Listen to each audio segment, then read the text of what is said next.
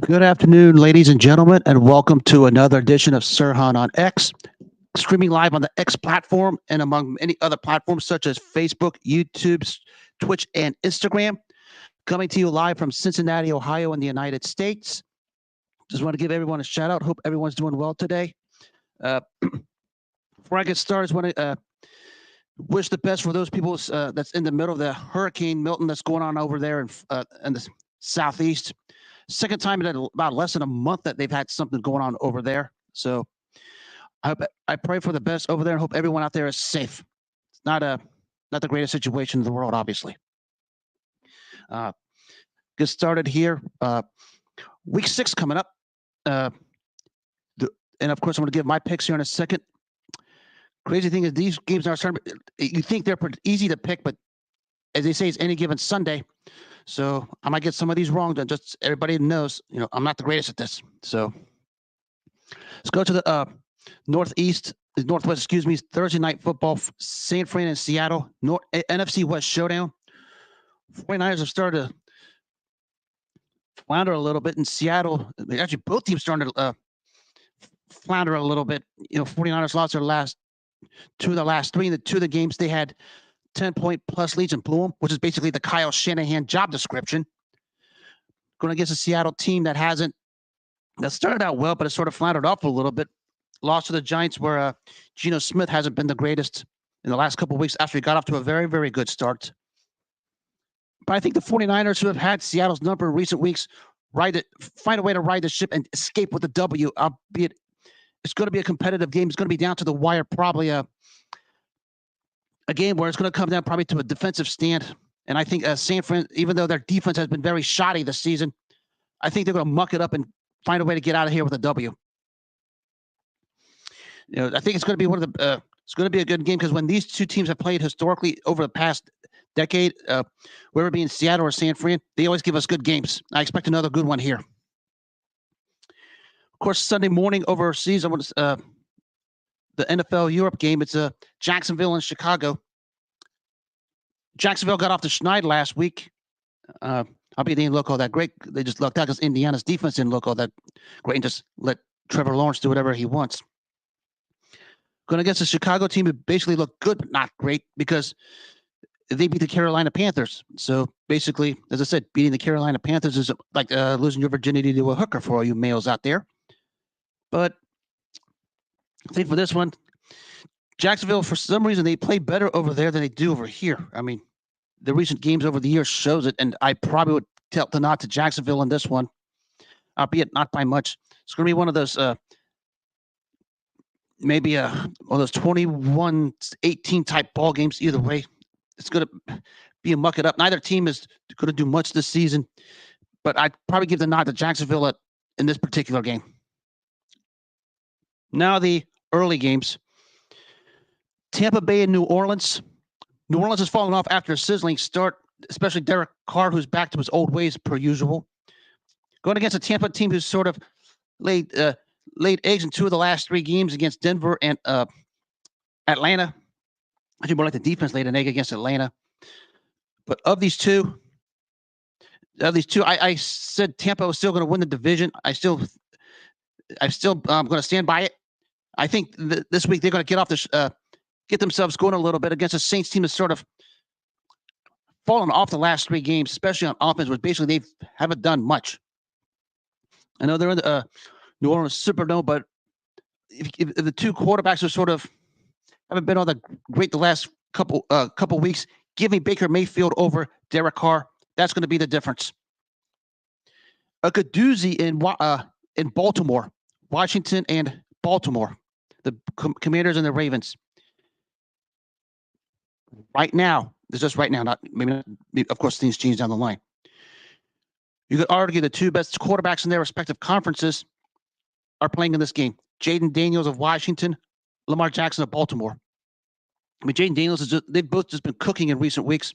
Of course, we saw what Lamar Jackson did to Cincinnati this past Sunday. But Lamar Jackson against NFC teams is just absolutely lights out. And it's as well as Washington's been playing, and they've been playing pretty darn well. I expect they should be. I expect them to come down a little bit here because I think Baltimore's going to ride high after that big win against Cincinnati and just take care of business at home. I think this one's going to be more closer than people think, but I do give me Baltimore at home, and Lamar Jackson continues his recent role. Derrick Henry's probably going to get more involved. They got Mark Andrews and Isaiah likely going last week, and I expect that to continue this week. Zay Flowers got going also. I expect their defensive, especially the secondary, to finally get going here because there's no way that with that personnel you should be in the bottom 5 in every major defensive category as Baltimore is. Give me Baltimore at home. Arizona and Green Bay. Arizona got the great cover behind win over San Fran last week, going against a Green Bay team who's starting to get themselves together, especially on defense. And, of course, Jordan Love's starting to get going. Give me Green Bay at home on that one. Indiana and Tennessee, two teams really not really going anywhere right now. I know Anthony Richardson is still out. Joe Flacco's still playing. But I probably lean toward Joe Flacco over Mason, whoever's the quarterback. Because I guess Will Levis got hurt. Likely Mason Rudolph plays. I don't know where that's going to get him. Probably give the nod to Indiana on this one. I expect their defense to play better than they did last week against Jacksonville, where they just no-showed.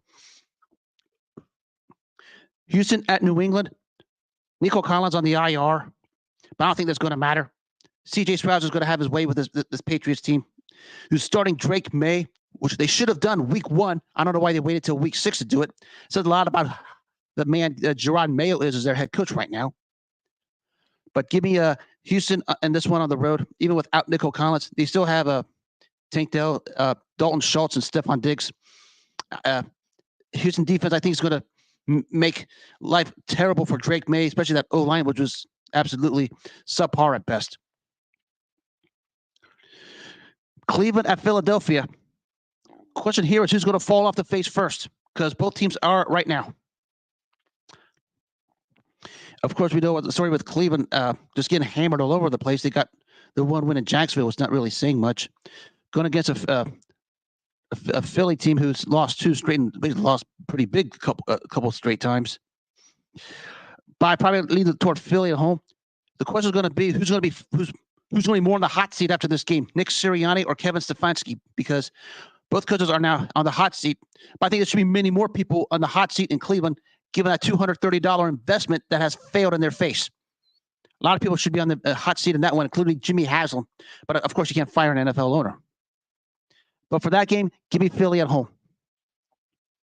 So that takes care of the early games, and now the late games. Chargers at Broncos. Chargers off their bye week. Probably getting Joe Alt back to help protect Justin Herbert. But Denver's defense is playing pretty darn well, especially Patrick Surtain, who's basically living up to that contract so far over there, and who's probably the premier corner in the league. I'd probably give the nod to Denver at home. This one I think is going to be interesting. I think this one could go either way. But I just like the momentum Denver's playing with, especially on defense right now. So give me Denver at home, albeit not by much. Pittsburgh at Las Vegas. Right now, the Raiders are falling on hard times. Nobody knows if Devontae Adams is really hurt. Is he really hurt, or is he just looking for a way out? And if he's looking for a way out, will the Raiders eventually trade him? I mean, one of the teams that's interested in him is playing him on Sunday, which is Pittsburgh. And I think it makes the most logical sense to get him over in Pittsburgh, to put him next to George Pickens, which gives Justin Fields another target to throw to. But in this particular game, I think the Steelers' defense is just going to be too much. The offense just doesn't enough to win. I know they laid the egg last week at home against Dallas, but I think they bounce back here. Steelers get the W. Atlanta, Carolina. Not much to say here. Kirk Cousins looks like he's starting to get himself going. I expect more Bijan Robinson in this game, which he should be getting more touches. I don't know why he isn't. But give me Atlanta on the road. I expect him to win this one big. One of the better late games here. Detroit at Dallas. I'm leaning slightly toward Detroit for this one because I think Dallas sort of got lucky when they won at Pittsburgh, largely because Pittsburgh's offense didn't show up. Dallas's offense just got beat up all over the place. But they're going against a Detroit team who's coming off a bye week and is basically looking for payback after the wild game last year in Dallas, which ended with some wild circumstances. But I think this time Detroit's going to be ready for the battle. I'll take Detroit on the road on this one. The Sunday night game, the Bengals and the Giants. I don't know where to go with this one. The Giants actually won in Seattle last week. I don't know what the psyche in Cincinnati is going to be after blowing 3 10-point leads to Baltimore, and of course having to play where they at least 3 plays where they don't know how to tackle Lamar Jackson. You think on paper the Bengals should win this one again on paper, but then again on paper they should have beaten New England, Washington, and Carolina. Why didn't they? I don't know. I don't want to hear about the defense because I said yesterday, everybody knew the Bengals defense was going to be butt cheeks, and it's been butt cheeks so far. The excuse of having a bad defense is officially out the window. So at this point, I probably would say I'm going to give the slimmest nod to the Giants at home. Because I don't know how, because the only way Cincinnati wins is they score touchdowns at every possession. Problem is with that offense, they settle for field goals and punts too much. There's no way you should be settling for a punt or a field goal in any of these games with that offense. It's beyond inexcusable. So give me the Giants by a hair, almost by default, because neither of these teams are going anywhere. And the Monday night game, Buffalo and the Jets, of course, the firing of Robert Saleh. Aaron Rod, the 40-year-old quarterback carries himself like a coward this morning, who's I'm going to get to here in a second. Going against a Buffalo team who's laid two eggs twice in the last 2 weeks in Baltimore and Houston. I think at the end of this 3-game trip, I think they get off their decline a little bit and find a way to eke out a W, because right now the Jets are a hot mess. That 40-year-old coward as a quarterback just laid eggs all over the place in Minnesota on Sunday.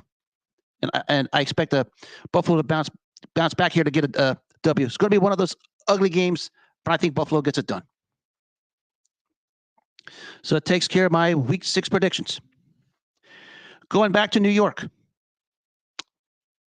the story that's come out is that 40-year-old coward at their quarterback position was apparently sensitive because Robert Saleh was going to fire their offensive coordinator, Nathaniel Hackett, who is the boy toy and the puppet of that 40-year-old diva coward who's a quarterback of the Jets.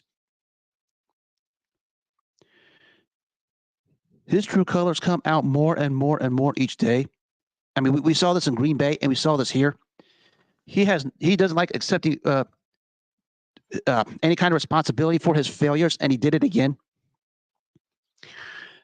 Instead of worrying about who's their offensive coordinator or their head coach, maybe he needs to just shut up and actually play ball, because he's been absolutely butt cheeks this season by his standards. You're talking about a guy who's a 4-time MVP, won a Super Bowl, at least a half dozen times, led Green Bay to the best record in the NFL, and basically crapped the bed.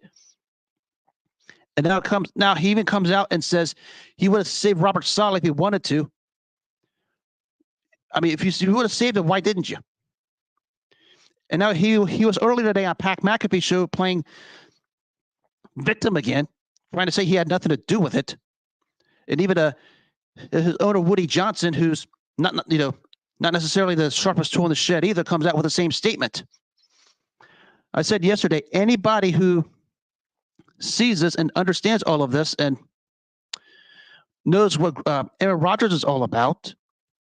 I mean, we know we got tired of defending this guy.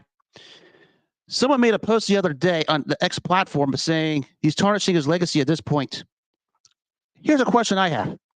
Does he even have a legacy left to tarnish? Because this is what his legacy has been. I mean, he wants a credit for the wins. He doesn't want the responsibility for the losses. 4 times in Green Bay, they had the best record in the league and the number 1 seed, and they were eliminated from the playoffs. Now, of course, I can't say anything about last year. He only played 4 plays and injured his Achilles. But so far this season, he's been in New York, and he's been butt cheeks. especially last Sunday when Andrew Van Ginkel picked him off twice in the game, especially the pick six that basically sealed it.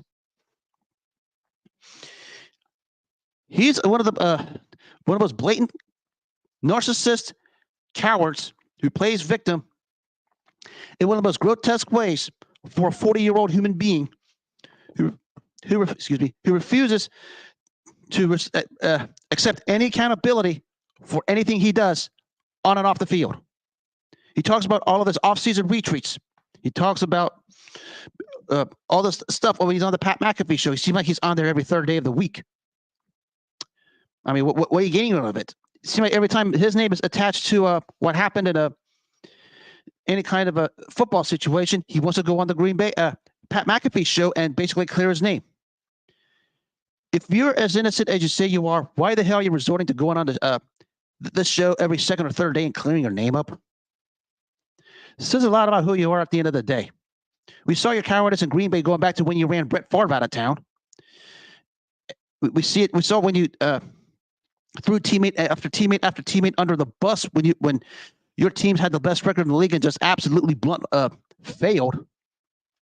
And now you're doing this here because you want to stick up for an offensive coordinator you had a inside the closet relationship with, so you could throw Robert Saleh under the bus. Now, granted, as I said the other day, Robert Saleh's record basically calls for his head. I don't know why they're calling for his head during the season, because I've never been a fan of in-season firings. What do you gain out of it? But for you guys for him to simply do this out of nowhere speaks volumes to who he is.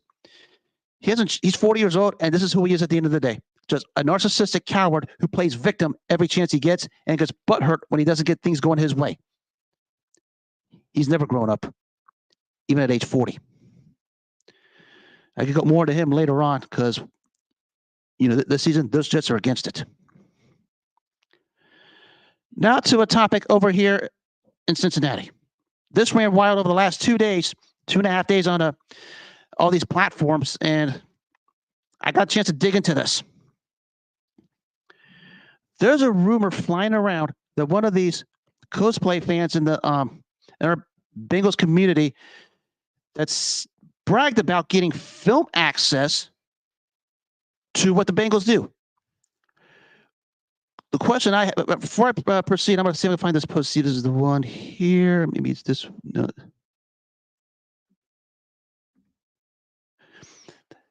This is what I'm talking about. I'll let you guys read this while I discuss this a little bit.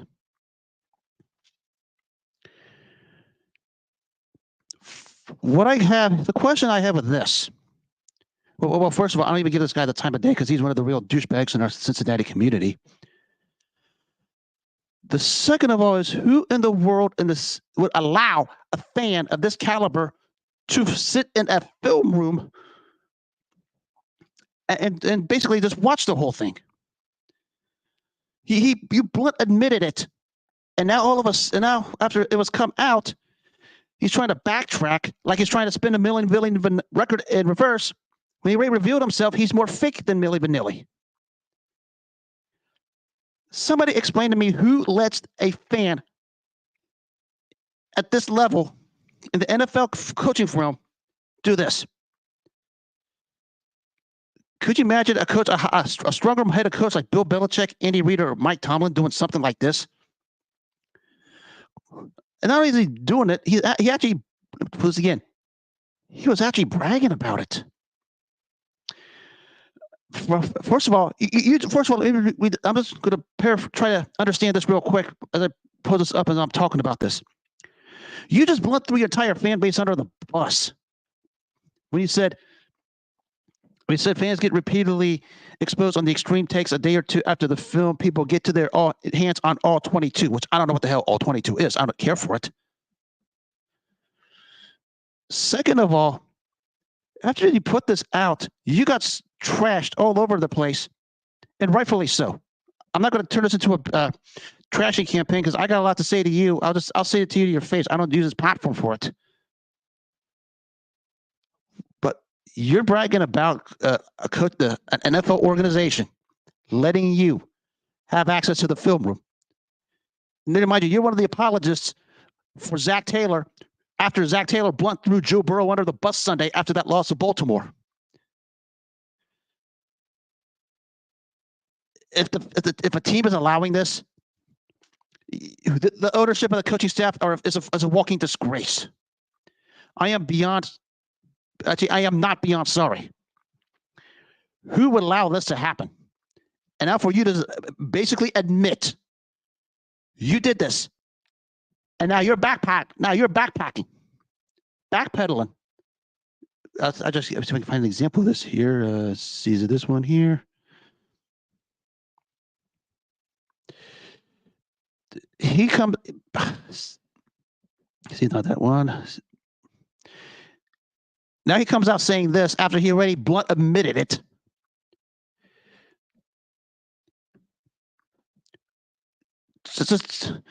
You just already exposed yourself, sir. I'm sorry.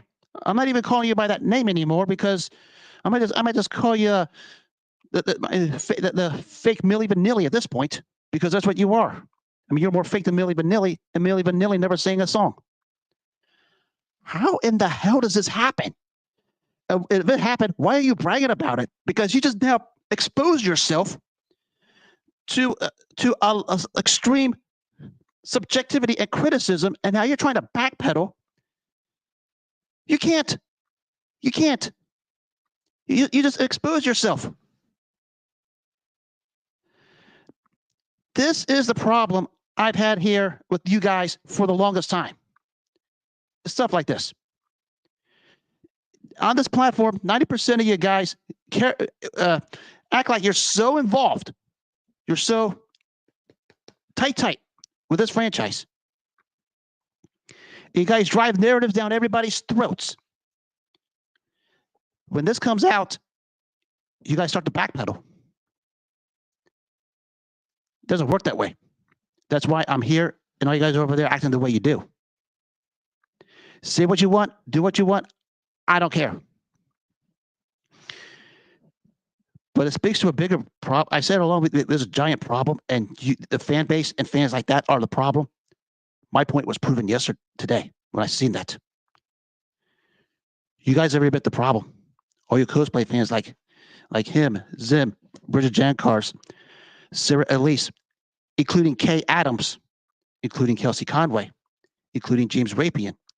I could go on and on, but I'll just stop right there. You guys push a narrative down people's throats, and you guys feel the need to include yourselves in all of this stuff.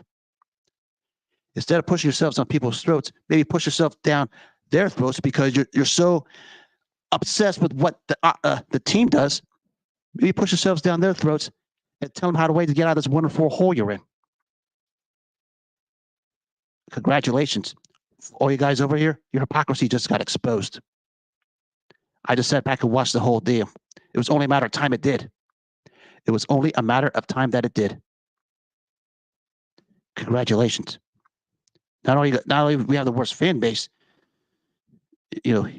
officially on this app in here in Cincinnati, but now we might have the most nosy, the most brown nosy, the most pushy, arrogant, and degrading fan base. I can go on and on, but I won't. But the fact is, who in the organization is allowing this? And why is there no accountability for it? Grant, I heard of some kind of a fundraiser that went on, and these guys give the fundraisers, it is what it is. But how do you allow this? And there's no accountability for it. That's why the Steelers and the Ravens laugh at you for everything you guys do as an organization. And if they see this, they're probably going to laugh at you again. I could go on and on with this, but I'm not going to, because it was only a matter of time before you guys exposed yourselves as the biggest bunch of spineless, crooked-toothed cowards here in Cincinnati. It goes beyond the names I mentioned. You should be, instead of wasting your time at slandering people, instead of wasting your time talking about this garbage and getting this, since you want to be this involved, why don't you think about getting your team out of the 1-4 hole and actually talking to the team about it, especially if you guys have the access to what they do as you say you do. Let's see what you guys are made of. All right, that's enough of the NFL talk. We're going to talk about a couple relive a couple nights and actually a couple of situations of boxing that's actually very unique. The first one is 2 years ago today, the end of the trilogy between Tyson Fury and Deontay Wilder. Well, first of all, let me just say, anyone who puts Tyson Fury, this trilogy in the Ollie Frazier, Holyfield, Bowe, or Barrera Morales type trilogies needs to shut up, get off the app, get to a hospital, and get your head examined for CTE, because it was not an all-time great trilogy. Now, the third fight was great. I'll give you that. Bodies hitting the floor. This was not a great trilogy at all, because basically, of all the rounds they fought, Tyson Fury probably won the biggest chunk.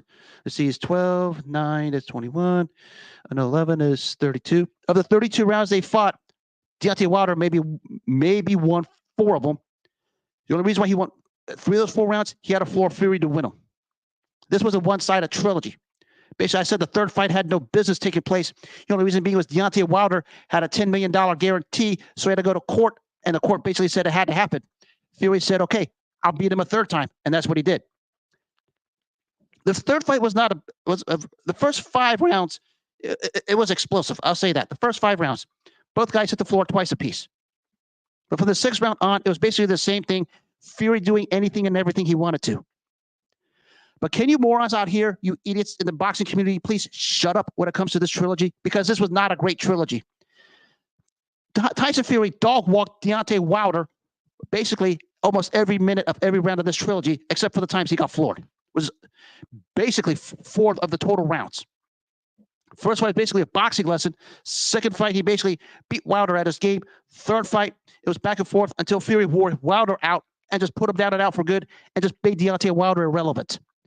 This was not a historic trilogy. The third fight was a damn good fight, I'll give you that. But you wanted a time of day for this, I gave it. Fury Wilder was not an all-time great trilogy. Please get it through if you think it is. If you legitimately are stupid enough to think Fury Wilder was a great trilogy as a whole, shut up.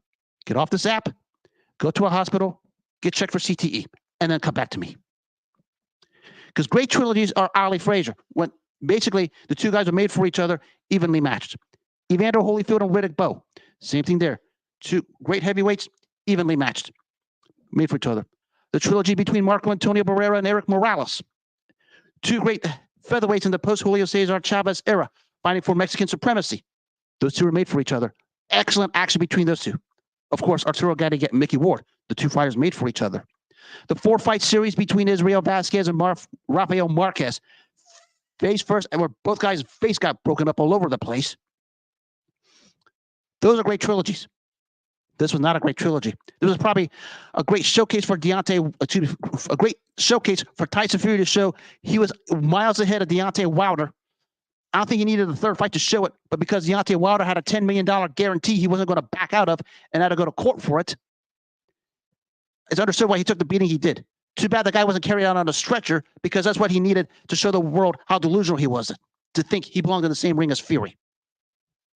And no, I don't want to hear about that garbage long count in the first fight, because it wasn't. If you still think that is, shut up, get off the app, go to the hospital, get checked for CTE, because it's not a long count.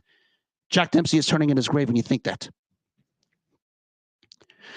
Now to another moment in boxing. It was 4 years ago today. Showtime and Eric Draft announced one of the strongest documentaries maybe our sport has had. It was the life of Hector Camacho. Everybody knows the story there. The tragic ending in 2012 around Thanksgiving, where he was with some yin yang. I forgot what the name was. Both guys were shot in the middle of a high-level crime mob out there. The guy was dead on impact. Camacho wound up shot in the head, was taken to the hospital. Days later, they pulled the plug, and basically he was pronounced dead days later at age 50. Hector Camacho is the poster child of a fighter when you live on the edge, when you can't, as an athlete, you can't balance sports and your personal life the right way. You're gonna get what's coming. And I'm sorry to say it, because I was a Camacho fan, but if you followed his career and watch this documentary, this was the path he was headed. Everybody tried everything to tell him to slow it down, to basically slow it down and stop what he was doing. Alcohol, drugs, in and out of jails. I could go on and on. When he came out as a professional, he was a 3-time amateur Golden Gloves champion in New York, which saying a whole lot back then. Winning three times a Golden Gloves champion in the state of New York was a big deal back in the late 70s. His speed was second to none. His flamboyance was eye-popping. The wardrobes, the outfit, the style, the flash he brought to the ring for that time, it was something that got you glued to the television set. The night he beat Bazooka Lamont in 1983 to win a belt, you thought maybe greatness was coming. His ability to put punches together out of the southpaw stance, to go the body to the head to the body, the 1-2s out of the southpaw stance. His ability to flick that quick jab that he has. He had the ability to ascend to higher level greatness had he stayed on a straight and narrow. In 85, when he perfected, basically shut out Jose Luis Ramirez, a 90-win fighter who was a belt holder, basically shut him out. And basically, because Ramirez was it was a 90-4 record at that point. He won a championship. For him to shut out a 90-win world champion, you thought the future was coming. Everything ended on that night. Because he did the same thing Mike Tyson did. He let go of his trainer, Billy Giles, who was basically his life mentor, got rid of everyone around him, signed with Don King. And you know what happens when you sign with Don King? That part I'll just leave it with. Of course, the 86 fight with Edwin Rosario, where he wins the first 4 rounds, gets clonked with that left hook in the 5th round, and just wobbles all over the place. And from that point on, that basically was it for Hector Camacho. Even though he didn't get the win, I thought he barely eked it out. But later revealed that he did not like what happened on that night. It messed him up mentally more than physically. Because Edwin Rosario, any boxing historian will tell you how brutal of a puncher Edwin Rosario was. He beat up Hector Camacho pretty good, even though Camacho rightfully got the decision. Camacho then became a safety-first fighter, the one that, that nobody likes to see, the 1-2 move, just utilizing the ring. Still has some signs of flamboyance. I mean, he had a solid win over Cornelius Boza Edwards, won a junior welterweight title from Ray Mancini in a fight that could have gone either way. Had a stirring performance against Vinny Pazienza, which made him, which is the week before the super fight between Julio Cesar Chavez and Meldrick Taylor. Camacho won, put himself in the sweepstakes. Had a weird 2-fight series in 91 with Greg Haugen, where the first fight he lost because he wouldn't touch gloves with Haugen before the start of the 12th round and lost a point. And the second fight where basically Haugen did the same thing at the end of the 11th round, basically provoked Camacho. Camacho punches him in the face after the 11th round, lost a point, but escaped with the points win. Although I thought Camacho legitimately won both fights. And of course, a career hit the bottom in 92 when he got the man he was ducking for 5 years, Julio Cesar Chavez, and Chavez just beat the brakes off of him, and that was all she wrote. After that Chavez fight, he was just a name. He got 2 wins over Roberto Duran and Sugar Ray Leonard, who were in their 40s, but it's not worth bragging about. But everything that happened in and out of the ring for Hector Camacho started to catch up to him slowly but surely. It started with a Rosario fight. It ended with in 86. It ended with a Chavez fight in 92. And that was all she wrote. Got wiped out by Trinidad and De La Hoya in fights he didn't really deserve. But somehow he was gift-wrapped them because both fighters were looking for a name on the resume. Then, of course, what happened, his in and outs with battles with drug abuse, his trips in and out of rehab, in and out of at least 3 times in and out of jail. But Hector Camacho, we point the phrase, never lived up to his potential. He's one of the top. He has to be up there on everybody's list. He had the talent to get it done, but just lived a wild life outside of the ring. Caught up to him in 2012 when he was murdered, unfortunately. God rest Hector Camacho's soul. Before his time, When you think of all these wild entrances and you think of all the wild outfits these guys brought into the ring, Hector Camacho in the 80s, when this wasn't talked about, pushed the envelope and brought it to the forefront. Had a style that opened eyes, had a personality that basically caught your attention. He had the wow factor out inside the ring. 2 legit world titles. But after the Rosario fight, everything fell off the rails. And when he fell off the rails, he certainly did fall off the rails. As Teddy Atlas said in a documentary, boxing is very Shakespearean, and sometimes a tragedy just had to be. It was fitting for Hector Camacho. He lived dangerously his whole life. It was well chronicled. It basically caught up to him in this day. I mean, a lot of us loved Hector Camacho, yours truly being one of them. But let me also remind you, I did not know this. He had a guaranteed $7 million payday to fight Roy Jones in South Africa. Both guys were in their mid to late 40s at that point before this happened. And Hector Camacho basically said, I'm a world champion, but I'm a junkie first. That tells you what happened with Hector Camacho's mind at that point. And he went from Florida to Puerto Rico before the murder because he was facing prosecution for various charges. I don't remember what, but at the end of the day, that's the life a lot of people live, and it does catch up to you no matter how hard you try to avoid it. People try to tell him, people try to help him, but he didn't want it at the end of the day. He basically said, this is who I am at the end of the day. This is how I live it. This is how you knew me. You got to deal with it. People did, and they saw the result. Hector Camacho was very, very fun fighter to watch. Outside the ring, this was sadly going to happen. Powerful, strong documentary by the great Eric Grath when Showtime announced it back in 2020. It was one that was very, very filled with intrigue because years later, nobody knows what the motive was. Nobody knows how it happened. Nobody knows what the deal was. People are still looking for answers 4 years later, especially his mom, which basically breaks her day after day after day after day, and she's begging to just see who the killer is before her time on Earth is up. But it's always going to be macho time when you talk about Hector Camacho.